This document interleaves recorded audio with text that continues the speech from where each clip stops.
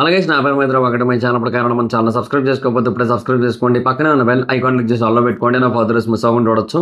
చాలా మంది చూస్తున్నారు కానీ సబ్స్క్రైబ్ చేసుకోవట్లేదు. So please try to subscribe and click the bell icon also. So బేసిక్గా రీసెంట్గా జరిగిన ఒక కాంట్రవర్సీ గురించి మీలో చాలామంది తెలిసే ఉండొచ్చు. ఒకవేళ తెలియకపోయినట్టయితే వాళ్ళ కోసం అసలు ఏం జరిగిందో చెప్పి ఆ తర్వాత తిరుమల తిరుపతి దేవస్థానం తీసుకున్న నిర్ణయం ఏంటి, అసలు ఎందుకు అలా తీసుకోవాల్సి వచ్చింది శివజ్యోతి విషయంలో. యాంకర్ శివజ్యోతి చాలామంది తెలుసు కదా మీరు. సో ఆవిడ విషయంలో ఎందుకు అలాంటి నిర్ణయం తీసుకోవాల్సి వచ్చింది, ఇవన్నీ కూడా కొంచెం ఈ వీడియోలో క్లియర్ కట్గా తెలుసుకోవడానికి అయితే ట్రై చేద్దాం. సో అసలు బేసిక్గా ఇప్పుడు దీని గురించి ఎందుకు మాట్లాడుకుంటున్నాము అంటే, తిరుమల తిరుపతి దేవస్థానం యాంకర్ శివజ్యోతి అంటే జ్యోతక్క అనే పేరుతో ఆవిడ కొంచెం పరిచయం. సో జ్యోతక్క అనే పేరు వద్దులేండి, ఆవిడ అందరికీ అక్క ఎందుకు అవుతుంది కానీ ఊరికే. So anchor Shivajyothi. So anchor Shivajyothi గారు ఒక పని చేశారు. ఆ పని కారణంగా తిరుపతి దేవస్థానం ఆమె ఆధార్ కార్డ్ని బ్లాక్ చేసింది, కంప్లీట్గా బ్లాక్ లిస్ట్లో పెట్టింది సింపుల్గా చెప్పాలంటే. సో ఇక మీదట భవిష్యత్తులో ఎప్పుడు కూడా ఆవిడ తిరుమలకి రాకుండా అనమాట. సో తిరుపతి దేవస్థానాన్ని ఇంకెప్పుడు కూడా వాళ్ళు విజిట్ చేయకుండా, అంటే ఆవిడ రాదు ఇంకెలాగూ, ఇంకా ఆవిడ తర్వాత ఇంకా ఆవిడతో పాటు మిగతా వాడు కూడా రారు కాబట్టి అలా అనమాట. మొత్తానికి బ్లాక్ లిస్ట్లో అయితే పెట్టింది తిరుపతి దేవస్థానం. సో ఎందుకు అలా చేయాల్సి వచ్చింది అంటే, బేసిక్గా ఒక నెల రోజుల క్రితం ఆవిడ యూట్యూబ్ ఛానల్లో ఒక వ్లాగ్ అప్లోడ్ చేశారు. ఆ వ్లాగ్లో ఆవిడ ఆవిడ మాట్లాడుతూ మొత్తం చాలా పెద్ద వ్లాగ్ అది.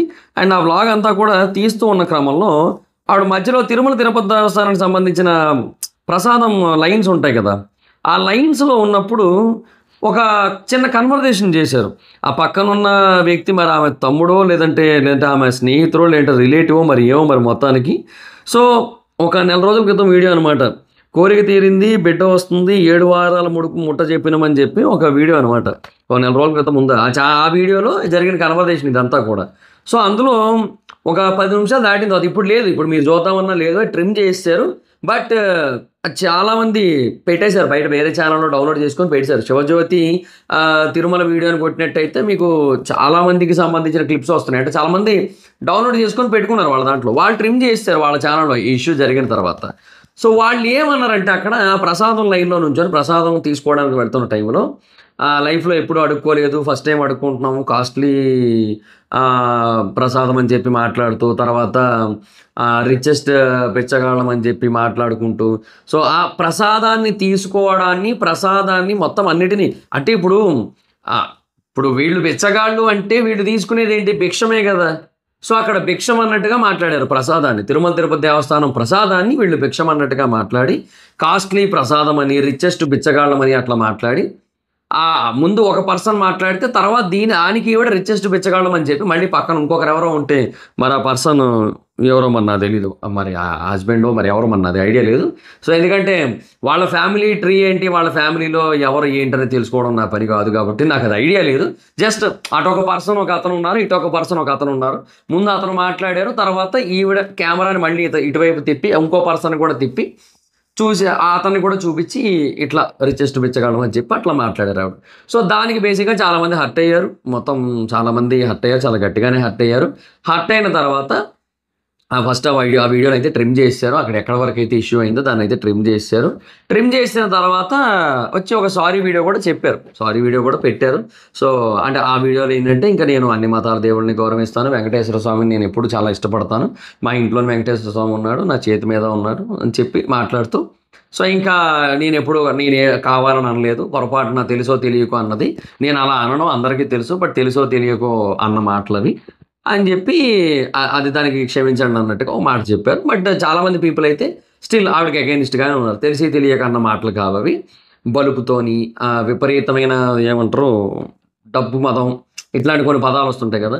సో అలాంటి కొన్ని పదాలను ఉపయోగించి, సో దాని కారణంగా మీరు అలా మాట్లాడారు, సో ఏ రోజైతే మీకు అంతా పోతుందో అప్పుడు మీకు తెలుస్తుంది అని చెప్పి అట్లా కొంతమంది అయితే మాట్లాడారనమాట. సో అది నిజమే, వాళ్ళ ఎమోషన్లో తప్పు లేదు కూడా ఖచ్చితంగా. ఎందుకంటే తిరుమలకి వెళ్ళేది బేసిక్గా భక్తితో. జనరల్గా ఎవరైనా ఎందుకు వెళ్తారు తిరుమలకి, భక్తితో వెళ్తారు. నేనైనా మీరు వెళ్ళినా ఎవరైనా దేనికి వెళ్తాం తిరుమలని, ఆ వెంకటేశ్వర స్వామిని దర్శించుకుందాము, ఒక 2 సెకండ్లో 3 సెకండ్లో కనబడతారు మన కళ్ళ ముందు, ఆ 2 సెకండ్ల పాటైనా స్వామిని చూసి మన మనసులో ఉన్న కోరికలు చెప్పుకొని ఏదో కాస్త దర్శించుకుందామని చెప్పి వెళ్తుంటాం మనం. కానీ జనరల్గా కొంతమంది దేనికి వెళ్తుంటారంటే, ఇట్లా వ్లాగులు చేసుకోవడానికి, లేదంటే ఏదో మొక్కులు మొక్కుకునేది కూడా వీళ్ళు దేనికో తెలుసా, ఆ మొక్కు మొక్కుకున్నామని ఒక వీడియో చేయడానికి, మొక్కు తీర్చుకున్నామని ఒక వీడియో చేయడానికి అంతే. జనరల్‌గా చాలామంది వ్లాగర్స్ అదే చేస్తున్నారు.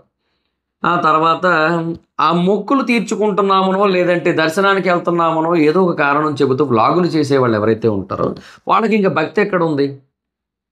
అసలు ఆ స్వామివారి మీద భక్తితో, భక్తి శ్రద్ధలతో ఎళ్ళింది ఎక్కడుంది? అక్కడ మొత్తం ఎంతసేపు ఎక్కడ మొబైల్స్ అలౌ చేస్తారు, ఎక్కడ వీడియోలు తీసేసుకుందాం. కొండ కింద ఎంత తీద్దాం, కొండ మీద ఎంత తీద్దాం, మళ్ళీ ఎళ్ళే దారంతా ఎంత తీద్దాం, ఇంతే కదా మొత్తం అంతా కూడా. ఆ వీడియో 26 నిమిషాలు ఉంది. సో అంతే వాళ్ళ ప్రాసెస్ అంతా ఇంతే ఉంటది కదా! సో ఇంక అందులో భక్తి ఎక్కడుంది చెప్పండి? ఆ భక్తి అనేది లేకపోవడం వల్ల ఇలాంటివి అన్నీ వస్తూ ఉంటాయన్నమాట. బేసిక్‌గా మాటలు దొరలడం అనేది పొరపాటున జరగడం కాదు. బేసిక్‌గా భక్తి శ్రద్ధలతో కాకుండా బ్లాగ్ శ్రద్ధలతో ఎళ్తుంటారక్కడ. వాటి వల్ల వచ్చిన ప్రాబ్లమ్స్ ఇవన్నీ కూడా. సో అక్కడికెళ్ళిన తర్వాత ఫోకస్ అంతా కూడా వీడియోలో ఆడియన్స్‌ని ఎంగేజ్ చేయాలి. వీడియోలో ఆడియన్స్‌ని కొద్దో గొప్పో ఎంటర్‌టైన్ చేయాలి. సో ఫన్నీగా మాట్లాడుకుంటుంటే సో ఆడియన్స్ చూస్తుంటారు. లేదంటే స్కిప్ చేసేస్తారు. లేదంటే వీడియో క్లోజ్ చేసేస్తారు. బేసిక్‌గానే వ్లాగులకి వాచ్ టైమ్ ఎక్కువ ఉండదు. నాకు చాలామంది వ్లాగర్స్ తెలుసు నాకు. సో వాళ్ళందరిని చూస్తుంటా కదా! వ్లాగులకి వాచ్ టైమ్ ఉండదు. సో ఆ వ్లాగులకి వాచ్ టైమ్ ఉండకపోవడం వల్ల ఈ వాచ్ టైమ్ పెంచుకోవడం కోసం, ఆ వాచ్ టైమ్ అనే కకృతిలో పడి ఆటోమేటిక్‌గా కొంచెం ఇట్లాంటి ఫన్నీ కన్వర్జేషన్స్ చేస్తుంటారు. ఆళ్ళనే కాదు, జనరల్‌గా అందరూ అదే చేస్తారు. ఇప్పుడు నేను 'బిగ్ బాస్' రివ్యూస్ చేస్తున్నా, లేదంటే ఇంకోటి ఏమైనా చేస్తాను, నేను కూడా అదే చేస్తా. వీడియోల లెంత్ పెంచడం కోసం నీకు అంటే లెంత్ పెంచడం కూడా కాదు, ఆ వాచ్ టైమ్ పెంచడం కోసం ఇంటరాక్షన్ అనేది ఎక్కువ ఉండేలాగా చూసుకుంటూ, లేదంటే ఫన్ అనేది ఎక్కువ ఉండేలా చూసుకుంటూ చేస్తుంటా. కాకపోతే ఏంటంటే సమయం, సందర్భం అనేది ఒకటి ఏడుస్తది కదా! తిరుపతి దేవస్థానానికెళ్ళి నువ్వు అక్కడ కూడా కామెడీ చేస్తానంటే ఇంకెందుకు? అది కామెడీయే. అది బేసిక్‌గా అక్కడ కామెడీ చేసుకున్నారు. దాన్ని హాస్యం చేసుకున్నారక్కడ. ఆ హాస్యం తాలూకు పర్యవసనం ఇదంతా కూడా. హాస్యం అతి అయితే ఏమవుద్దంటే, ఆ అతిలోని ఆ వచ్చి ఈ హాస్యం పక్కన చేరి మధ్యలో పా అనేది యాడ్ అవుతూ ఉంటది. అంటే పా అంటే నువ్వెక్కడి నుంచి వచ్చావో అక్కడికే నిన్ను పంపేస్తాం పద అని చెప్పడం కోసం పా అనమాట. సో, ఆ ప హాస్యం, అపహాస్యం అయితది మొత్తం అంతా కూడా. సో, అదే జరుగుతది ఇలాంటి సిట్యుయేషన్స్‌లో.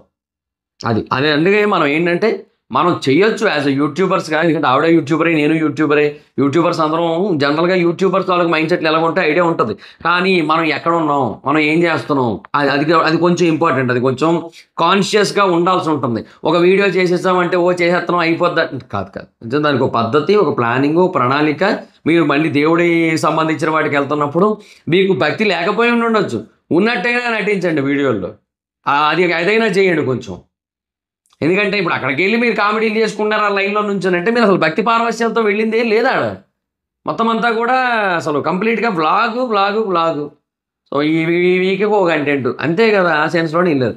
అట్‌లీస్ట్ ఆ వ్లాగ్ కోసమైనా నటించండి. అంతకుముందు ఎట్లాగో అది యాంకర్‌గా చేసేవారు. అక్కడ కొంచెం స్క్రిప్టెడ్ వర్క్ ఉంటది. అట్లా ఉంది కదా! సో అట్లాగే చేయండి ఇక్కడ కూడా. అంతే. ఎందుకు ఇలాంటివన్నీ కోరి మీదకి తెచ్చుకుంటారు? సో, ఇప్పుడు వాళ్ళు చేసిన ఈ పనికి గాను తిరుపతి దేవస్థానం వీళ్ళ ఆధార్ కార్డ్‌నయితే బ్లాక్ చేసింది. ఈవిడ ఆధార్ కార్డ్‌నయితే బ్లాక్ లిస్ట్‌లో పెట్టింది. సో, భవిష్యత్తులో గూడా ఈమె తిరుపతి దేవస్థానాన్ని మళ్ళీ విజిట్ చేయకుండా. అది జరిగింది. సో, ఈ విషయంలో నిజంగా చెప్తున్నా తిరుపతి దేవస్థానం 100 కాదు 200% కరెక్ట్‌గా చేసింది. ఆళ్ళిద్దరు అనకూడదు గానీ, ఆ పక్కన ఉన్న ఇటుపక్క రెండోసారి తిరిగిన పర్సన్ పాపం ఏం మాట్లాడలే. ఆయన తప్పేం లేదు గానీ, ఈ మొదటి పర్సన్ ఎవరైతే ఉన్నారో అతనిది కూడా బ్లాక్ లిస్ట్‌లో పెట్టాలి. అప్పుడు 300% న్యాయం చేసినట్టు అవుతది మొత్తం అంతా కూడా నన్నడిగితే. నిజం. బట్ ఏదైనా ఒకటైతే మనం ఖచ్చితంగా అప్రిషియేట్ చేయాలి. తిరుపతి దేవస్థానం చాలా, చాలా పనిచేస్తోంది. అంటే ఒక హిందూ దేవస్థానం అన్నందుకు హిందూ దేవస్థానం లాగే పనిచేస్తోంది. ఆ హిందూ దేవుళ్ళ గురించి, హిందూ ఆలయాల గురించి, ఆ పర్టిక్యులర్ ఆలయం గురించి ఏ ఒక్క విషయంలో తప్పుగా మాట్లాడినా కూడా వాళ్ళ మీద ఎటువంటి చర్యలు తీసుకోవాలో అటువంటి చర్యలు తీసుకుంటోంది. యాక్షన్స్ తీసుకుంటోంది. ఇంతకుముందు గవర్నమెంట్ ఉన్నప్పుడు ఏంటంటే అసలు ఏం ఉండేది కాదు. ఇష్టం వచ్చినట్టు మాట్లాడేటోళ్ళు అక్కడ. ఇష్టం వచ్చినట్టు వీడియోలు ఉండేటివి. ఇష్టం వచ్చినట్టు జరిగేది మొత్తం అంతా కూడా. మొత్తం అంతా కూడా మొత్తానికి అట్లా జరిగింది. ఈ గవర్నమెంట్ అయితే మాత్రం ఈ గవర్నమెంట్ వచ్చాక ఈ టీటీడీ ఇప్పుడు సిస్టమ్ ఇప్పుడు వీళ్ళు ఎవరైతే ఉన్నారో మెంబర్స్ వాళ్ళందరూ వచ్చాక కొంతవరకు బాగానే ఇంప్రూవ్ అయింది. సో, అదొకటి కొంచెం సంతోషించాల్సిన విషయం అని చెప్పొచ్చు. సో, అది మరి point. So, let's see guys చూద్దాం. సో, ఇలాగే భవిష్యత్తులో ఎవరికైనా సరే ఇంకా ఇలాంటివేమైనా చేసినట్టయితే ఇంకా కఠినంగా శిక్షలు పడాలి. అప్పుడు బుద్ధొస్తదనమాట. సో, అప్పుడు బేసిక్‌గా ఏంటంటే మాట్లాడడానికి కొంచెం ఆ ఆలయాల్లోకెళ్ళి ఇప్పుడు బయట మీరు కొంతమంది విమర్శించుకుంటుంటారు, కొంతమంది సమర్థించుకుంటుంటారు. ఇట్లాంటివన్నీ జరుగుతుంటాయి. అది వేరే విషయం. బట్ గుడిలోకెళ్ళి మాట్లాడేటప్పుడు కొంచెం జాగ్రత్తగా మాట్లాడుకోవాలి. అది ఎవరైనా సరే. అది ఏ లెవెల్‌లో పర్సన్ అయినా సరే, ప్రీవియస్ గవర్నమెంట్‌లో ఉన్నోళ్ళైనా సరే, ఎవరైనా సరే కొంచెం ఎంతవరకు మాట్లాడాలో అంతవరకే మాట్లాడుకోవాలి. అది చూసుకొని మసలుకుంటే మంచిది. లేదంటే ఇప్పుడు దేవుడితో పెట్టుకున్నోళ్ళు చాలామంది దేవుడి దగ్గరికి వెళ్ళిపోయినోళ్ళు ఉన్నారు. వెంకటేశ్వర స్వామితో పెట్టుకున్నందుకు చాలామంది ఆ వెంకటేశ్వర స్వామి దగ్గరికే వెళ్ళిపోయినోళ్ళు ఉన్నారు. అది మనకందరికీ తెలుసు. ఆ! సో, అలాంటప్పుడు కొంచెం జాగ్రత్తగా ఉండండి. మంచిది. ఎందుకైనా మంచిది. అందరికీ మంచిది. మీరు జాగ్రత్తగా ఉంటే, మాటలు జాగ్రత్తగా ఉంటే. అట్‌లీస్ట్ మీకేదైనా ఆ నోటి తుత్తర గనక ఉన్నట్టయితే దాన్ని మీరు మీ ఇళ్లలో చూపించుకోండి. వీడియోల్లోని బయట చూపించకండి. నేను అసలు ఇలా మాట్లాడొద్దు, మాట్లాడే రైట్ మీకు లేదని నేను అనను. ఎందుకంటే అది ఎవరి వాక్ స్వాతంత్రం వాళ్ళది. కానీ మీరు మాట్లాడేవి వేరే వాళ్ళని ఎందుకంటే ఇది వెంకటేశ్వర స్వామి అనేది మీ ఒక్కడికి సంబంధించింది కాదు. అందరికీ సంబంధించింది. సో, అందరికీ సంబంధించిన వాటిని అందరి ముందు మాట్లాడేటప్పుడు జాగ్రత్తగా ఆచితూచి నోటికి ఏదొస్తే అది కాకుండా, ఏది పడితే అది కాకుండా మంచిగా మాట్లాడాల్సి ఉంటది. మీరు మీ ఇళ్లలో ఉన్నప్పుడు ఎలాగైనా మాట్లాడుకోండి. మీకేమనిపిస్తే అది చేసుకోండి. మాకనవసరం.